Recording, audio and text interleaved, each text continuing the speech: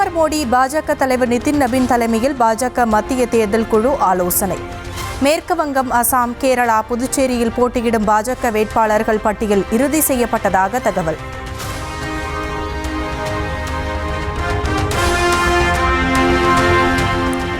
திமுக சார்பில் போட்டியிட கோவை, ஈரோடு, நீலகிரி, கரூர் மாவட்டங்களில் விருப்பமனு அளித்தோரிடம் முதலமைச்சர் மு க ஸ்டாலின் இன்று நேர்காணல். திருப்பூர், கிருஷ்ணகிரி, திண்டுக்கல் மாவட்டங்களை சேர்ந்தவர்களிடம் மாலையில் நேர்காணல் நடக்கிறது.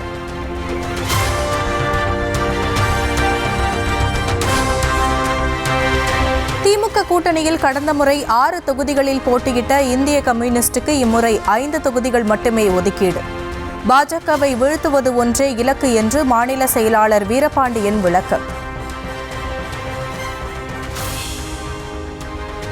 சட்டமன்ற, நாடாளுமன்ற எண்ணிக்கைகள் ஏற்ற இறக்கங்களாக இருந்தாலும் கம்யூனிஸ்டுகள் எப்பொழுதும் தங்களது உரிமைகளை, அரசியல் கடமைகளை என்றைக்கும் கடந்து சென்றதில்லை. எங்களை பொறுத்தவரை நாங்கள் எதற்கும் இடரவில்லை. எங்கள் குறி பிஜேபியை வீழ்த்துவது. பிஜேபியை வீழ்த்தி இந்தியாவுக்கே ஒரு நல்லதோர் அரசியல் திசையை காட்ட வேண்டும் என்கிற வேட்கையில் நாங்கள் இருக்கிறோம். திமுகவுடன் தொகுதி பங்கீட்டில் இழுபறி நீடித்து வருவதால் மார்க்சிஸ்ட் கம்யூனிஸ்ட் ஆலோசனை. 5 தொகுதிகள் மட்டுமே ஒதுக்க முடியும் என்று திமுக திட்டவட்டமாக கூறிய நிலையில் மீண்டும் பேச்சு நடத்த மாநில குழு கூட்டத்தில் முடிவு.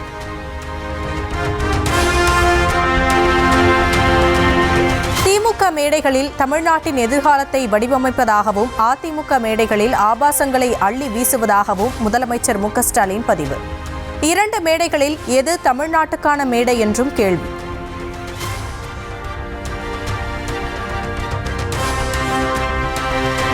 அரசியலுக்கு வந்ததில் இருந்தே தவைக்க குறித்து வதந்திகள் பரப்பப்படுவதாக இஃப்தார் நோன்பு திறப்பு நிகழ்ச்சியில் விஜய் பேச்சு. அந்த டீமும் இல்லை, இந்த டீமும் இல்லை, மக்களுடைய டீம் என்று உறுதி. அரசியலுக்கு வந்ததிலிருந்தே நம்மளை பற்றி நிறைய சில வதந்திகள், அந்த டீம், இந்த டீம் அப்படிலாம் சொல்லிக்கிட்டு இருக்காங்க இல்லையா. ஆனால் இவர் எந்த டீமும் கிடையாது, மக்களுடைய டீம், பீப்புள்ஸ் டீம். மதச்சார்பற்ற சமூக நீதி என்ற கொள்கை நிலைப்பாட்டில் எப்போதும் சமரசம் செய்து கொள்ள மாட்டோம். அந்த கட்சியுடன் கூட்டணி, இந்த கட்சியுடன் கூட்டணி என்று பரப்பப்படும் பொய்களை நம்ப வேண்டாம் என்று விஜய் விளக்கம். போதுதான் இந்த கூட்டணி, அந்த கூட்டணி, அந்த கூட்டணிலாம் சேர போறாரு அப்படின்ட்டு ஒரு பொய்யான ஒரு பிரச்சாரத்தை பண்ணிக்கிட்டு இருந்தாங்க. இந்த நியூஸ் எல்லாம் கேட்டு நீங்கள் கொஞ்சம் கன்ஃபியூஸ் ஆயிருப்பீங்க.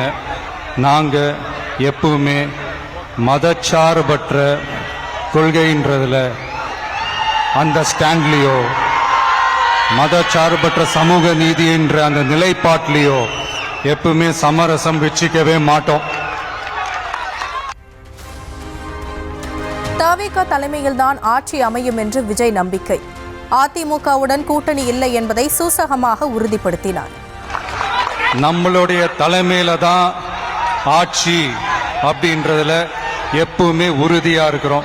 அரசியல்ல யாருக்காகவும் எதுக்காகவும் எந்த விதமான ஒரு சமரசமும் நாம வச்சுக்க போறதே இல்லை. அந்த பேச்சுவார்த்தையே கிடையாது. நாம் தமிழர் கட்சியின் தேர்தல் அறிக்கையை இன்று வெளியிடுகிறார் சீமான். வேட்பாளர்கள் அறிவிக்கப்பட்டு பிரச்சாரத்தை தொடங்கிய நிலையில் தேர்தல் வாக்குறுதிகளை அளிக்க ஏற்பாடு.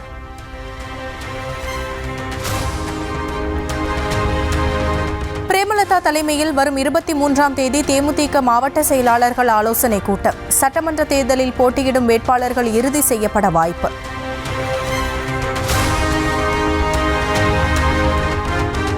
காங்கிரஸ் தலைவர் கார்கே, ராகுல் உள்ளிட்ட மூத்த தலைவர்கள் ஆலோசனை. புதுச்சேரியில் போட்டியிடும் வேட்பாளர்களை இறுதி செய்வது குறித்து விவாதித்ததாக தகவல்.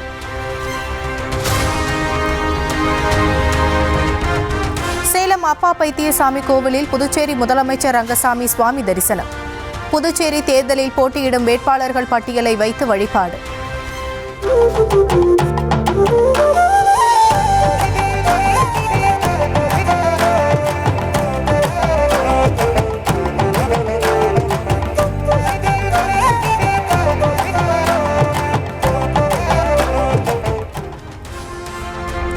தமிழ்நாட்டில் தேர்தல் பறக்கும் படையினரால் தற்போது வரை 42 கோடியே 65 லட்சம் ரூபாய் மதிப்பிலான பணம் பொருட்கள் பறிமுதல். தமிழ்நாடு தலைமை தேர்தல் அதிகாரி அர்ச்சனா பட்நாயக் அறிவிப்பு. திருவண்ணாமலை மாவட்டம் கீழ்பெண்ணாத்தூர் அருகே 53 ஐம்பொன் மற்றும் வெண்கல சிலைகள் பறிமுதல். உரிய ஆவணங்கள் இன்றி காரில் எடுத்துச் செல்லப்பட்ட சிலைகளை பறிமுதல் செய்தது பறக்கும் படை.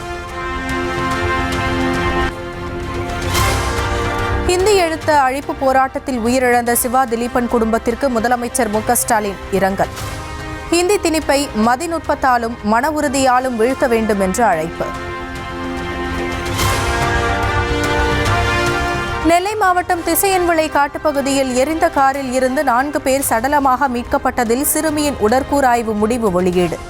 தற்கொலைக்கு முன் பெற்றோர் விஷம் கொடுத்ததால் பிள்ளைகள் உயிரிழந்தது அம்பலம்.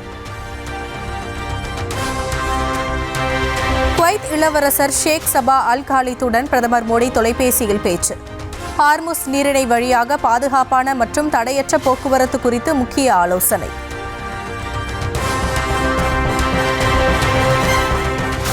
தேவகவுடா, கார்கே உள்ளிட்ட மாநிலங்களவை எம்பிக்கள் 59 பேரின் பதவிக்காலம் நிறைவு. அரசியலில் முற்றுப்புள்ளி என்பதே இல்லை என்று பிரிவு உபச்சார உரையில் பிரதமர் மோடி நெகிழ்ச்சி. आदरणीय देवगौड़ा जी, आदरणीय खड़गे जी, आदरणीय शरद पवार जी, ये ऐसे वरिष्ठ लोग हैं जिनके जीवन का आधे से अधिक उम्र संसदीय कार्य प्रणाली में है.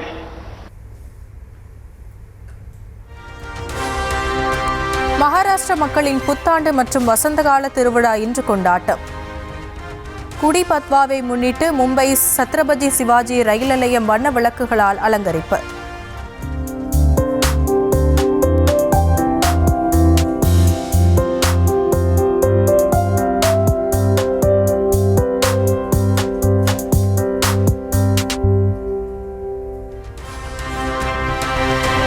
ஜம்மு காஷ்மீரின் கந்தர்பால் பகுதியில் கடும் பனிப்பொழிவு நீட்டிப்பு.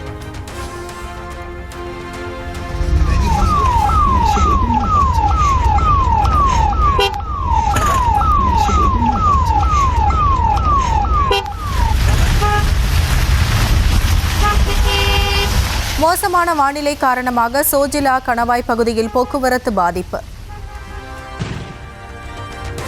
நீண்ட தூர இலக்கை தாக்கும் வகையில் மேம்படுத்தப்பட்ட பினாக்கா ஏவுகணை சோதனை வெற்றி.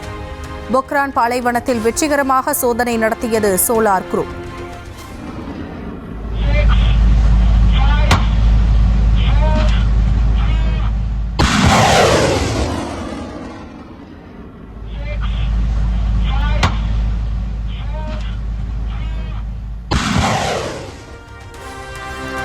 பருத்திக்கான குறைந்தபட்ச கொள்முதல் விலையை உறுதி செய்ய 1718 கோடியே 56 லட்சம் ரூபாய் ஒதுக்கீடு. இந்திய பருத்தி கழகத்திற்கு நிதி வழங்க பிரதமர் மோடி தலைமையிலான மத்திய அமைச்சரவை கூட்டத்தில் ஒப்புதல். நாட்டில் பெட்ரோல் டீசலுக்கு தட்டுப்பாடு இல்லை. விற்பனை நிலையங்களில் போதுமான அளவு கையிருப்பில் உள்ளதாக மத்திய அரசு உறுதி. रिटेल आउटलेट्स पर कोई ड्राई आउट रिपोर्टेड नहीं है और पेट्रोल पंप्स पर एडिक्वेट स्टॉक्स पेट्रोल और डीजल के अवेलेबल हैं. உள்நாட்டு சுத்திகரிப்பு நிலையங்களில் எல்பிஜி சிலிண்டர் உற்பத்தி 40% அளவுக்கு அதிகரிப்பு. ஈரான் போர் காரணமாக தட்டுப்பாடு ஏற்படாமல் நடவடிக்கை எடுத்திருப்பதாக பெட்ரோலிய அமைச்சகம் தகவல். இந்தியாவுக்கு 2 கப்பல்களில் 92,700 மெட்ரிக் டன் எல்பிஜி வருகை. 1.5 நாள் எரிவாயு தேவையை மட்டுமே பூர்த்தி செய்ய போதுமானது என்று ப. சிதம்பரம் எக்ஸ் தளத்தில் பதிவு.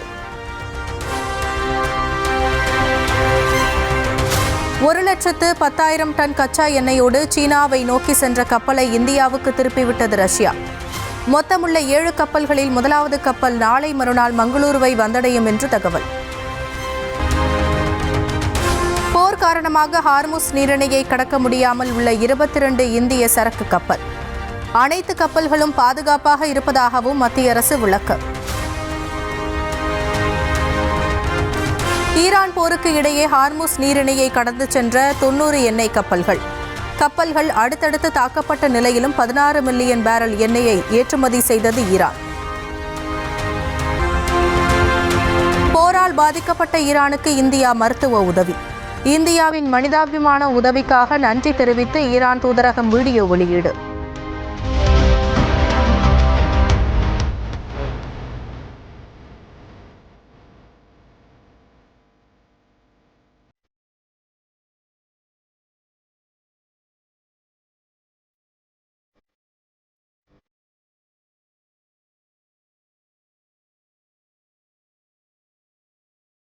லெபனான் தலைநகர் பெய்ரூட் மீது இஸ்ரேல் திடீர் தாக்குதல். குடியிருப்பு பகுதிகளில் குண்டுகள் வீசப்பட்டதில் 20 பேர் உயிரிழப்பு.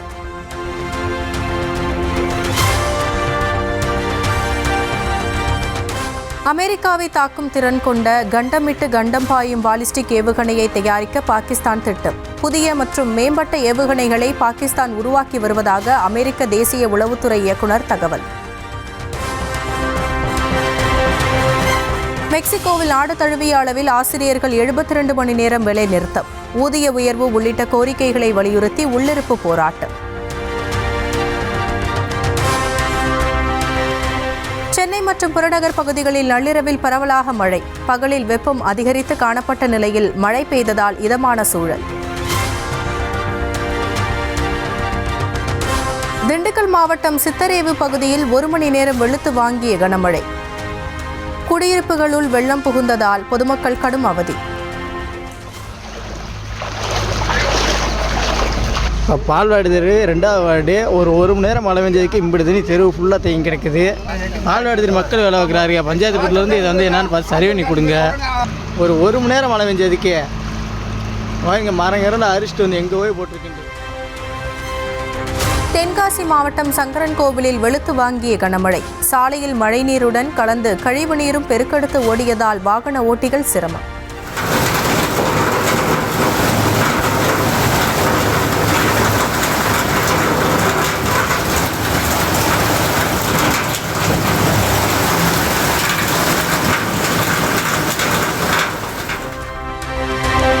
கள்ளக்குறிச்சி, சேலம், திருவண்ணாமலை உள்ளிட்ட மாவட்டங்களில் இரவு முழுவதும் பலத்த மழை.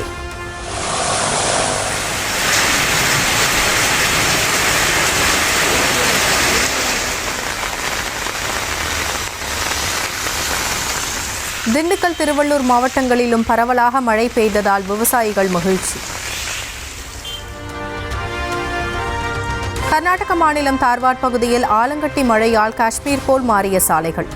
வெண்ணிற போர்வை போர்த்தியது சாலைகளை பனிக்கட்டிகள் மூடிய காட்சிகள்.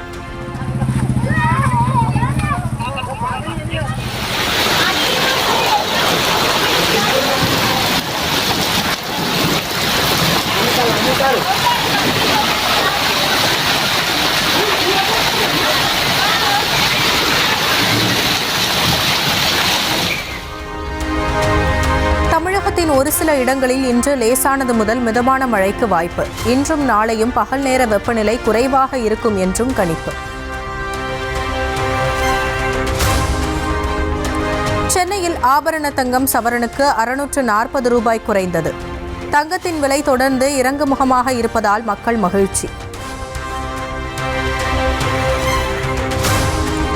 தவிக தலைவர் விஜய் தனித்தே தேர்தலை சந்திக்கட்டும் என்று முன்னாள் அமைச்சர் ராஜேந்திர பாலாஜி பேட்டி.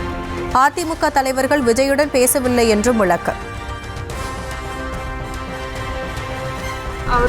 அதிமுக தலைவர்கள் யாரும் அவர்கிட்ட போய் பேச்சுவார்த்தை நடத்தலையே. அவங்ககிட்ட போய் யாரும் பேச்சுவார்த்தை நடத்தல. பேச்சு தனித்தான் நிற்க. ஒருத்தருமே போகலாம், தனித்தான் நிற்கணும். அதிமுக முன்னாள் அமைச்சர்கள் 7 பேருக்கு எதிராக அமலாக்கத்துறை வழக்கு பதிவு செய்ய கோரி சென்னை உயர்நீதிமன்றத்தில் மனு தாக்கல். சட்டவிரோத பணப்பரிமாற்றத்தில் ஈடுபட்டதற்கான முகாந்திரம் இருப்பதாக கூறி திமுக எம்பி கிரிராஜன் மனு. நகராட்சி நிர்வாகத்துறை அதிகாரிகள் பணி நியமன முறைகேடு தொடர்பாக வழக்கு பதிவு செய்யாத லஞ்ச ஒழிப்புத்துறைக்கு எதிரான நீதிமன்ற அவமதிப்பு வழக்கு. நீதிமன்ற உத்தரவை அமல்படுத்தவில்லை என்று அதிமுக எம்பி இன்பதுரை சார்பில் நீதிமன்ற அவமதிப்பு வழக்கு தாக்கல். அடுத்த வாரம் பட்டியலிடப்படும் என்று அறிவிப்பு. அரசு கலை அறிவியல் கல்லூரிகளில் கடந்த 5 ஆண்டுகளில் 5 உதவி பேராசிரியர்களை மட்டுமே நியமித்திருப்பதாக பாமக தலைவர் அன்புமணி குற்றச்சாட்டு. 2708 உதவி பேராசிரியர்களை நியமிக்கும் அறிவிப்பை கொண்டாட்டமாக வெளியிட்ட திமுக அரசு 5 பேரை மட்டுமே நியமித்திருப்பதாகவும் கண்டனம். சேலம் மாநகர் ரெட்டியூர் பகுதியில் மலைக்குன்றை சூறையாடத் தொடங்கிய சட்டவிரோத கும்பல். நாளொன்றுக்கு 50 முதல் 100 லாரிகளில் கனிமங்களை கடத்திச் செல்வதால் அரசுக்கு வருவாய் இழப்பு, அதிகாரிகள் வேடிக்கை பார்ப்பதாக புகார். தமிழ்நாட்டில் சீமை கருவேல மரங்களை அகற்றக் கோரி வைகோ தொடர்ந்த வழக்கில் 39 உத்தரவுகளை பிறப்பித்த உயர்நீதிமன்ற மதுரை கிளை. உத்தரவுகளை நிறைவேற்றுவது குறித்து கண்காணிக்க ஓய்வு பெற்ற நீதிபதிகள் தலைமையில் குழுவும் அமைப்பு. இந்த செந்தமிழ்நாட்டின் எதிர்காலத்தை பாதுகாப்பதற்கும், விவசாயத்தை காப்பாற்றுவதற்கும், சுற்றுச்சூழலை பாதுகாப்பதற்கும் இந்த நீதியரசர்கள் கொடுத்திருக்கக்கூடிய அந்த யோசனைகளை ஏற்றுக்கொண்டு இதிலே தங்களை முழுமையாக ஈடுபடுத்திக் கொள்ள வேண்டும் என்பதையும் என்னுடைய வேண்டுகோளாக வைக்கிறேன். எனக்கு இது மகிழ்ச்சிக்குரிய நாள். 11 ஆண்டுகளுக்கு முன்பு இதற்காக நான் நீதிமன்றத்துக்கு வந்தேன். நாடாளுமன்றம் மற்றும் சட்டமன்றங்களில் மாற்றுத்திறனாளிகளுக்கு 7% இடஒதுக்கீடு வழங்க சட்டம் இயற்ற மத்திய அரசுக்கு உத்தரவிட மறுப்பு.